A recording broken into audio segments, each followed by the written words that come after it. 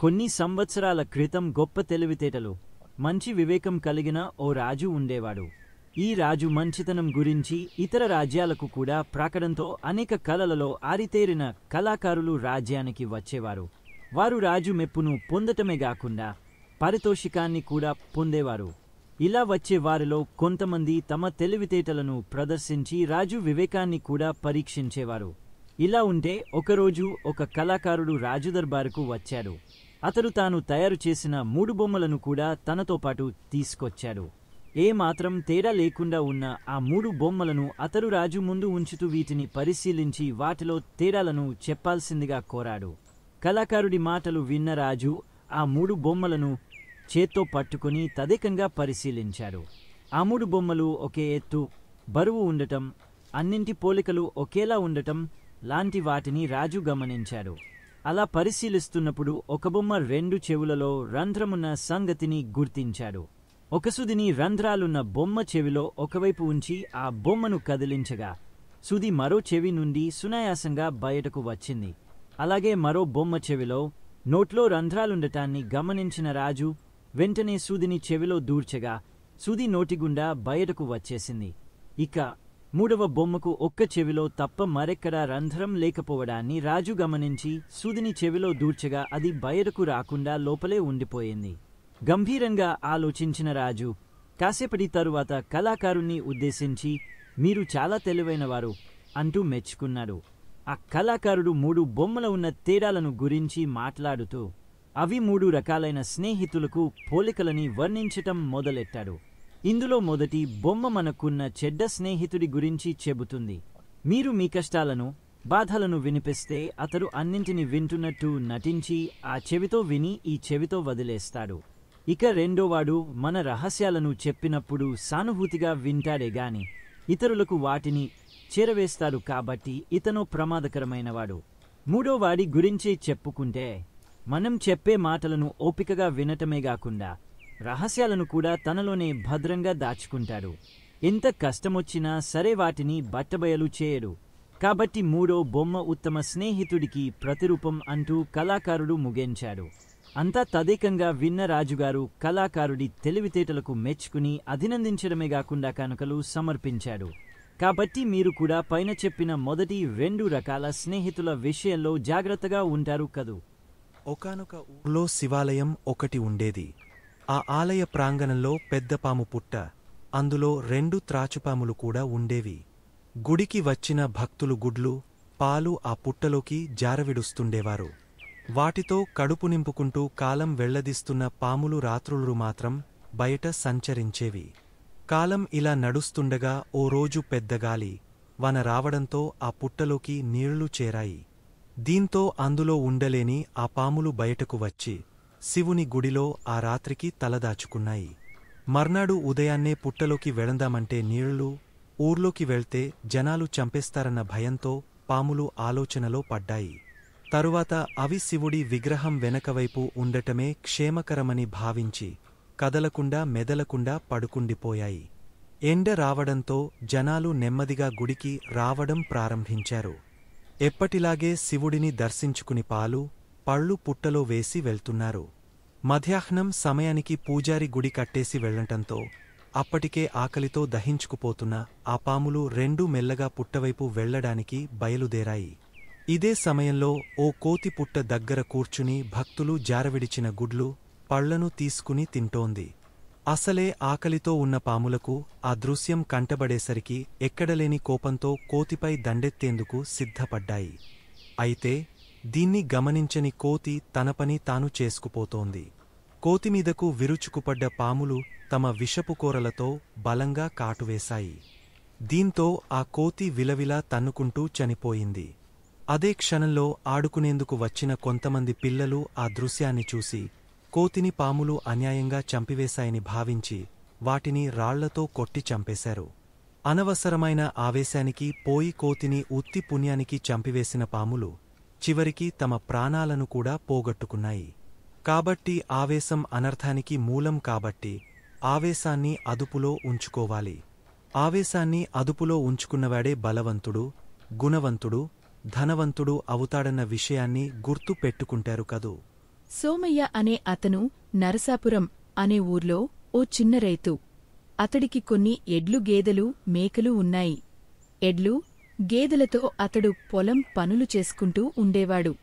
పొలంలో పండిన పంటను బస్తాలలో నింపి ఎడ్లబండికి గేదెలను కట్టి వాటి ద్వారా ఇంటికి చేర్చేవాడు. ఒకరోజు పొలంలో పనేమీ లేకపోవడంతో ఎడ్లు, గేదెలు, మేకలను తోలుకుని దగ్గర్లోని అడవికి మేతకు తీసుకెళ్లాడు సోమయ్య. దొరికిన స్వేచ్ఛతో ఎప్పుడూ ఈ పని చేస్తుండే ఆ జంతువులన్నింటికీ పట్టపగ్గాలు లేకుండా పోయాయి. ఆనందంగా గెంతులు వేస్తూ పరుగులెత్తాయి. అన్నింట్లోకి కొంచెం బలంగా ఉండే గేదెకైతే మరీ ఆనందంగా ఉంది. ముళ్ల కంచెలవైపు పోవడం, గడ్డిపులపై గంతులేయడం లాంటివి చేస్తూ అన్నింటికంటే ముందు వెళ్లాలన్న ప్రయత్నంలో వేగంగా పరుగులెత్తింది. మితిమీరిన ఆనందంలో పూర్తిగా ఒళ్ళు మరచిపోయిందది. వెనుకబడిన వాటిని అదిలిస్తూ తోలుకొస్తున్న సోమయ్య ఈ గేదె సంగతిని మరచిపోయాడు. గేదె మాత్రం వేగంగా ముందుకు పోసాగింది. అలా వెళ్తుండగా దారిలో ఓ పెద్ద గొయ్యి అడ్డువచ్చింది. అది ఎప్పుడో పూర్వకాలంలో తవ్విన బావి. నీళ్లు ఎండిపోవడంతో అడవిలోని చెత్తాచెదారం అంతా నిండిపోయి గొయ్యిలాగా తయారయ్యింది. ఆనందంలో కన్నుమిన్ను కానరాని గేదె ఆ గొయ్యిని గమనించలేదు. కాలిబాటనుంచి కిందికి పరుగులెత్తబోయి పట్టుదప్పి గోతిలోకి జారిపడబోయింది.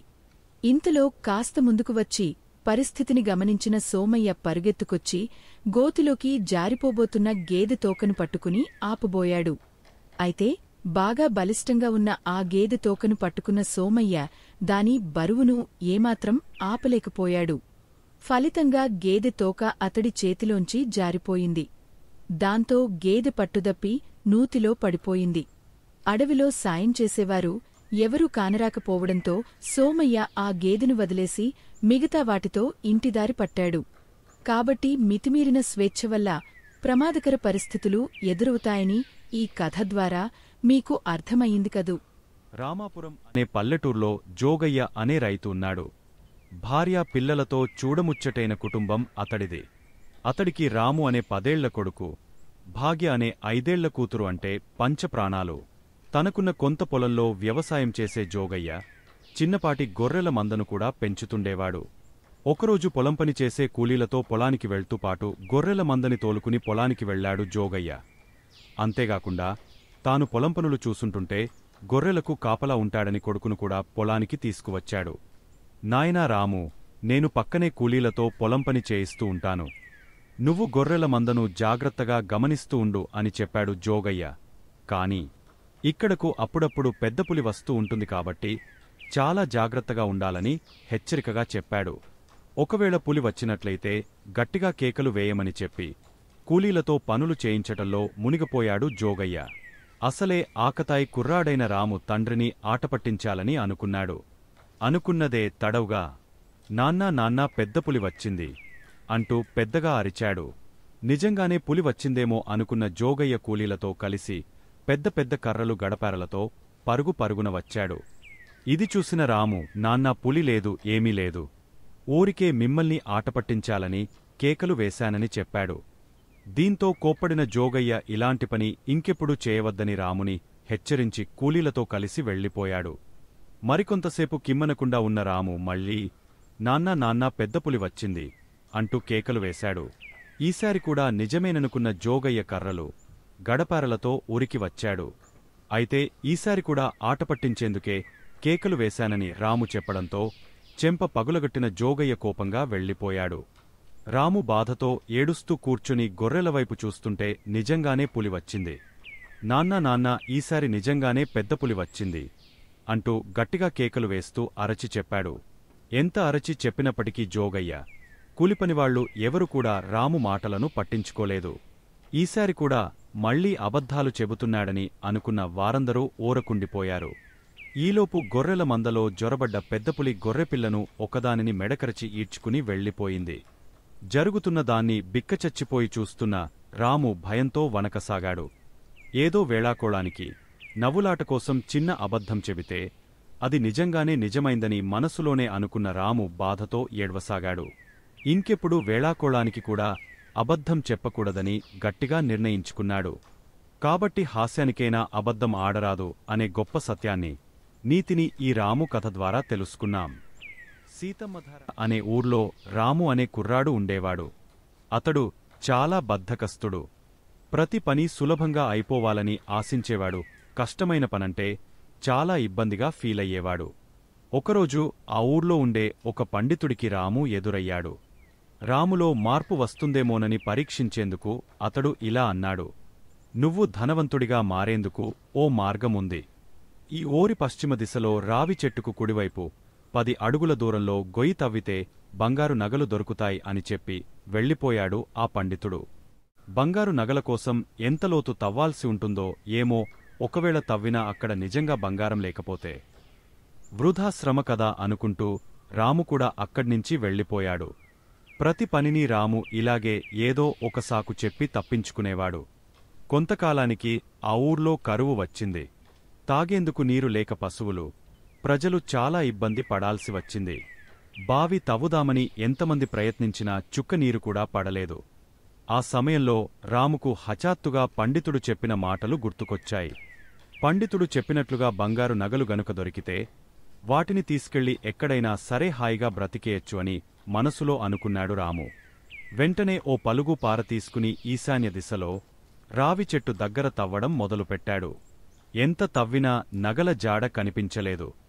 అయినా ఈ కరువు నుంచి తప్పించుకోవాలంటే డబ్బు అవసరం కాబట్టి ఎలాగైనా సరే వాటిని చేజిక్కించుకోవాలనుకున్నాడు. విశ్రాంతి లేకుండా తవ్వుతూనే ఉంటాడు. 3 రోజులు గడిచాయి.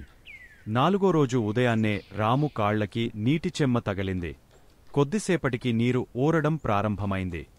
రాము గబగబా గుంటలోనుంచి పైకి వచ్చేశాడు. ఆ గుంటంతా నీళ్లతో నిండిపోయింది. ఈ వార్త తెలుసుకున్న ఊరి ప్రజలంతా వచ్చి రాము శ్రమని మెచ్చుకున్నారు. ఊరికి ఇంత గొప్ప ఉపకారం చేసిన అతడికి ఊరి ప్రజలంతా ఎన్నో రకాల బహుమతులు ఇచ్చారు. శ్రమపడితే అందరి ప్రశంసలతో పాటు విలువైన బహుమతులు కూడా వస్తాయని గ్రహించిన రాము ఆ రోజునుంచి కష్టపడి పనిచేయటం ప్రారంభించాడు. అందరికీ ఆదర్శప్రాయుడైనాడు. మరి మీరు కూడా సోమరులుగా కాకుండా బాగా కష్టించి పనిచేసేవారిలాగా తయారై పుట్టిన ఊరుకు, దేశానికి మేలు చేస్తారు కదూ. పసిప్రాయంలోనే తల్లిదండ్రులను పోగొట్టుకున్న సీనయ్యను ఓ అవ్వ చేరదీసి ఆప్యాయంగా పెంచి పెద్ద చేసింది. అదే ఊర్లోని ఆలెల్లో పనిచేసే అవ్వకు ఆ గ్రామస్తులు తృణమో పనమో సమర్పించుకునేవాళ్లు. అవ్వ ఉండేందుకు ఊరి చివర్లో ఓ గుడిసెను కూడా వేయించారు. దాంట్లోనే అవ్వ, శివయ్య జీవనం గడిపేవారు. అవ్వ కష్టపడి సీనయ్యను పెంచేది కాని వాడిని ఏమాత్రం కష్టపడనిచ్చేది కాదు. దీంతో సీనయ్య సోమరిపోతుగా తయారయ్యాడు. అందరూ పనికిరానివాడిని తిడుతుంటే వాడు కోపంతో తిరగబడేవాడు. ఎలాగైనా సరే సీనయ్యను ప్రయోజకుడిని చేయాలనుకున్న అవ్వ చదువు సంధ్యలు నేర్పించేందుకు బడిలో చేర్పించింది. అయితే బడిలో పిల్లలను కొడుతున్నాడన్న కారణంతో పంతులు వాడిని బడికి రానివ్వలేదు. దాంతో చదువు సాగకపోగా వాడి మొరటుతనం పెరగసాగింది. ఒకరోజు అవ్వకు ఉన్నట్టుండి ఆరోగ్యం చెడి మంచం పట్టింది. తాను చనిపోవడం తప్పదనుకున్న ఆమె మనవని దగ్గరికి పిలిచి, నాయనా శివయ్య, అందరూ నిన్ను పనికిమాలినవాడివని గేలి చేస్తున్నందుకు బాధపడి వాళ్లమీద తిరగబడి గొడవలు తెచ్చుకోవద్దు. ఈ సృష్టిలో పనికిమాలినదంటూ ఏది ఉండదు. దేని ప్రయోజనం దానికి ఉంటుంది. ఈరోజు ఇలా అన్నవరే రేపు నిన్ను మంచివాడివి అంటారు. ఆ దేవుడే నీకు రక్షగా ఉంటాడు అని చెప్పి కన్నుమూసింది. అవ్వ పోయాక ఊరిజనం సీనయ్యను మరింత చులకనగా చూడసాగారు. దీంతో ఈ ఊర్లో నుంచి బయటికి వెళ్లిపోయి అవ్వ చెప్పినట్లుగా ప్రయోజకుడే తిరిగి వచ్చి అందరి దగ్గర మెప్పు పొందాలని అనుకున్నాడు. గుడిసెలో ఒక మూలగా అవ్వ వాడిన చింకి గోతాం, దాని పక్కన గూట్లో సూది కనిపించాయి. వాటిని చూడగానే ఈ సృష్టిలో పనికిరానిదంటూ ఏదీ లేదు అని చెప్పిన అవ్వమాటలు గుర్తుకు రాగా అక్కడ్నించి బయటపడ్డాడు. అలా వెళ్తుండగా ఒక అడవిలో ఓ పెళ్లి బృందాన్ని బందిపోటు దొంగల నుంచి కాపాడడంతో సీనయ్యను మెచ్చుకుంటూ వాళ్లు 10 కాసుల బంగారు నాణేలను బహుమతిగా ఇచ్చారు. బంగారు కాసులు వచ్చిన ఉత్సాహంతో సీనయ్య వేగంగా నడవసాగాడు. అడవిదాటి కొంత దూరం పోయేసరికి వాడికి ఒక మామిడితోపులో కొంతమంది గుసగుసలాడుతూ మాట్లాడుకోవడం కనిపించింది. దగ్గరికెళ్లిన సీనయ్య సంగతేంటని అడిగాడు. మహారాజా, వారిని చూసి తిరిగి వస్తున్న మా జమీందారు భోజనం కోసం ఇక్కడ విడిది చేశారు. కాళ్లు కడుక్కునేందుకు చెప్పులు విడిచినప్పుడు ముళ్ళు గుచ్చుకుపోయింది. ఎలా తీయాలో మాకు పాలుపోవడం లేదని చెప్పారు సేవకులు. ఓస్ ఇంతేనా అంటూ తన దగ్గరున్న సూదిని తీసి ముందుకెళ్లిన సీనయ్య జమీందారు కాలినుంచి ముళ్ళును సునాయాసంగా తీసిపారేశాడు. దీంతో ముళ్ళు బాధ నుంచి బయటపడ్డ జమీందారు మెచ్చుకున్నాడు. ఈలోగా అటువైపే వెళ్తోన్న పెళ్లి బృందం వాళ్లు కూడా సీనయ్య చేసిన సహాయం గురించి జమీందారుకి చెప్పారు. విషయం విన్న జమీందారు మరింతగా సంతోషిస్తూ సీనయ్య వివరాలు అడిగ తెలుసుకుని, మీ ఊరు మా జమీనులో భాగమే. కొంతకాలంగా ఆ ఊర్లో శస్తులు సరిగా వసూలు కావటం లేదు. మా అధికారులకు నీ సహాయం కావాలి, వారికి సహాయకుడిగా నీకు ఉద్యోగం ఇస్తాను, చేరుతావా అని అన్నాడు జమీందారు. పట్టరాని సంతోషంతో సీనయ్య సరేనన్నాడు. కొన్ని సంవత్సరాల తరువాత సెస్తులు వసూలు చేసే అధికారికి సహాయంగా తన గ్రామానికి వెళ్లిన అతడిని గ్రామస్తులంతా చాలా గౌరవంగా సీనయ్యగారు అంటూ పిలవడం చూసి ఆశ్చర్యపోయాడు. ఈరోజు హేళన చేసిన వారే రేపు నిన్ను చూసి ప్రయోజకుడివని మెచ్చుకోగలరు అంటూ అవ్వ ఇచ్చిన దీవెనలో మనసులో మెదలగా లోలోపలే సంతోషంతో పొంగపోయాడు సీనయ్య. కాకతీయ రాజులకు, మధురైకి చెందిన పాండ్య రాజులకు ఆధిపత్యం కోసం ఎప్పుడూ గొడవలు జరుగుతూ ఉండేవి. అయితే అంగబలంలోనూ అర్ధబలంలోనూ బాగా బలంగా ఉన్న కాకతీయరాజు గణపతిదేవుడు పాండ్యరాజులను ఓడించి వారిని తనకు సామంతులుగా చేసుకోవాలని అనుకుంటుండేవాడు. ఒకరోజు గణపతిదేవుడికి అవకాశం రానే వచ్చింది. యుద్ధం కోసం తయారవమని తన సేనాధిపతికి ఆయన కబురు పంపించాడు.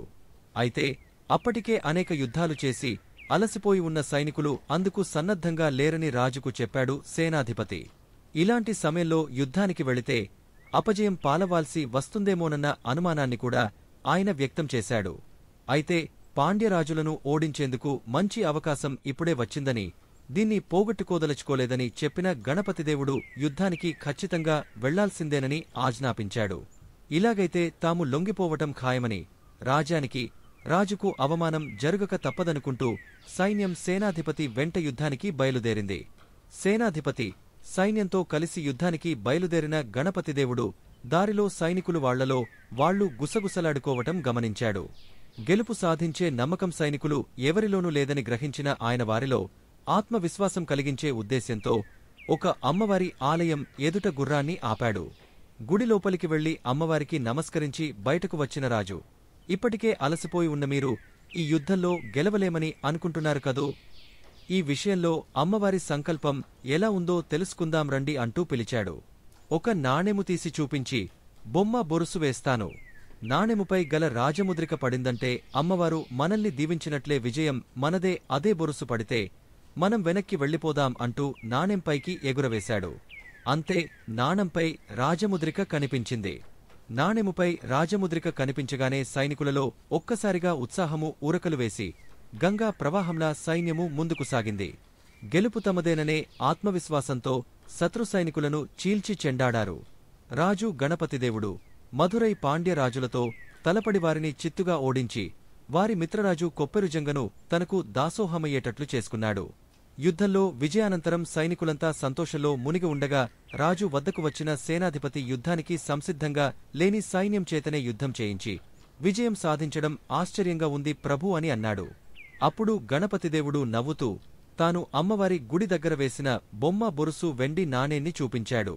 నాణెం రెండువైపులా రాజముద్రిక ఉండటం గమనించిన సేనాధిపతి రాజుకు వినయంగా నమస్కరించి అక్కడి నుండి వెళ్లిపోయాడు. ఈ కథను బట్టి మీకు ఏం అర్థమైందో చెప్పండి. అన్నింటికంటే ఆత్మవిశ్వాసం చాలా ముఖ్యమని అర్థమైంది కదూ. యుద్ధానికి ఏమాత్రం సంసిద్ధంగా లేని సైన్యంలో ఆత్మవిశ్వాసాన్ని పెంపొందించేందుకు రాజు తెలివిగా వెండి నాణెం రెండువైపులా రాజముద్రిక ఉన్నదాన్నే బొమ్మ బొరుసు వేశాడు. వారిలో ఉత్సాహం ఊరకలు వేసేలా చేశాడు. కాబట్టి ఈ కథ ద్వారా మనం అర్థం చేసుకోవాల్సింది ఏంటంటే, ఆత్మవిశ్వాసముంటే మనం దేన్నైనా సాధించవచ్చు. ఒక చిన్న నీటి సరస్సులో పక్షులన్నీ కలసిమెలసి జీవనం సాగిస్తుండేవి. అందులో ఎక్కువగా హంసల సంఖ్య ఎక్కువగా ఉండేవి.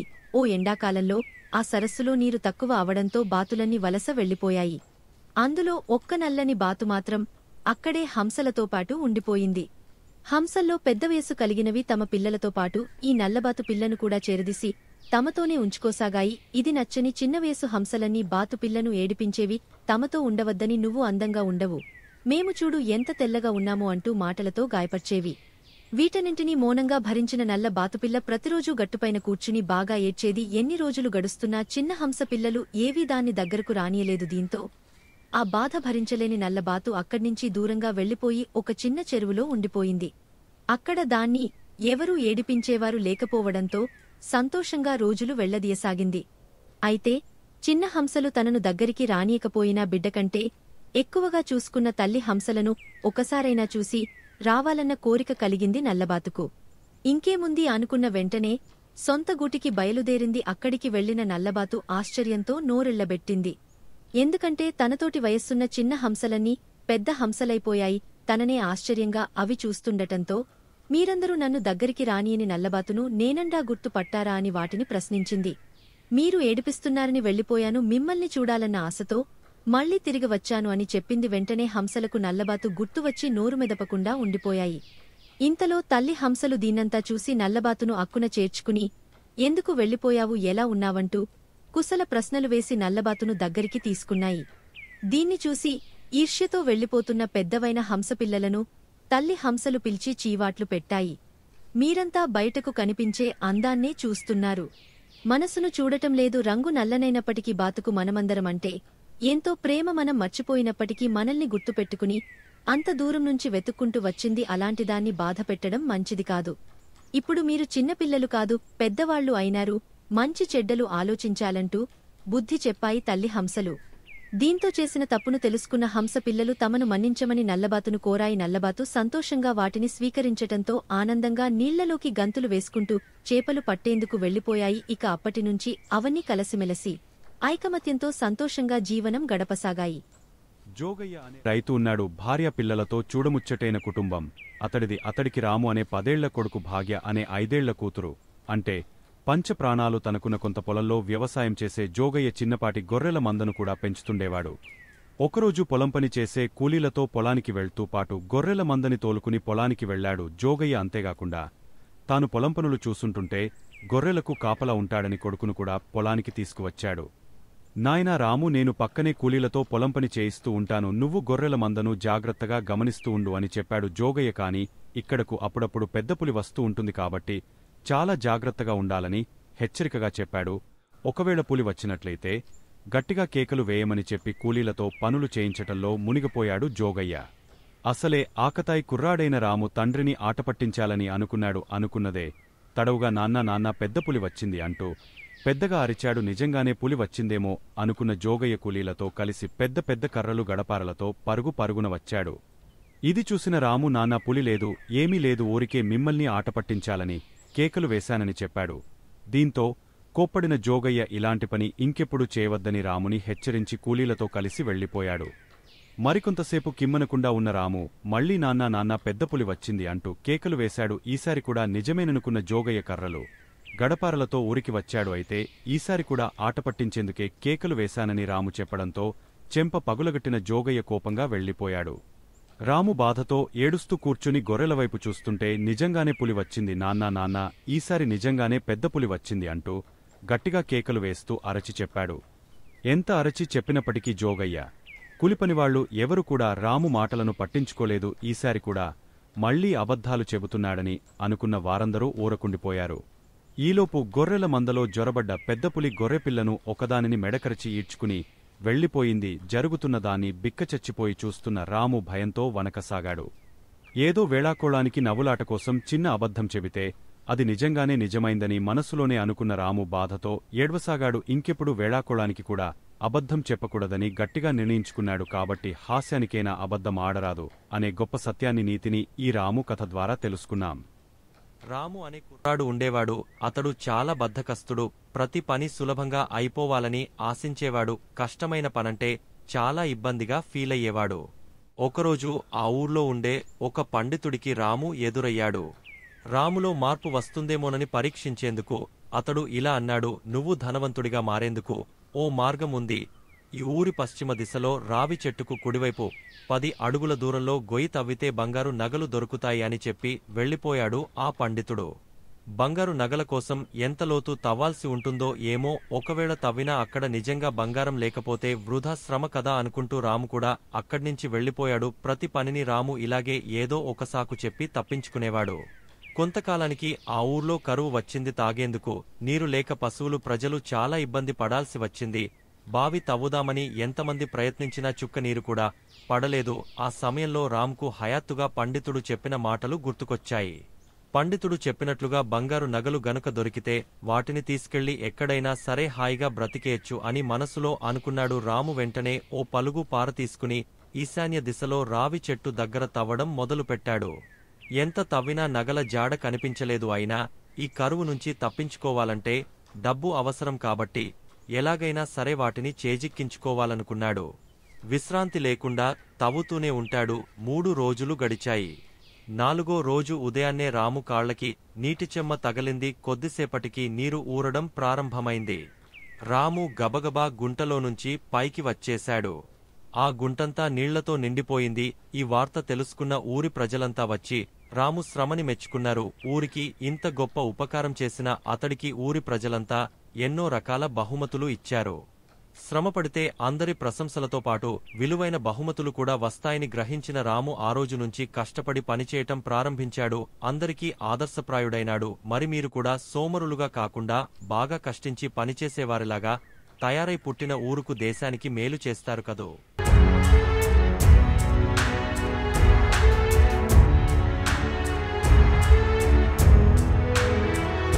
మీరు మరిన్ని వీడియోలు చూడాలంటే మన ఛానల్ను సబ్స్క్రైబ్ చేయండి. పక్కనున్న బెల్ ఐకాన్ని ప్రెస్ చేయండి.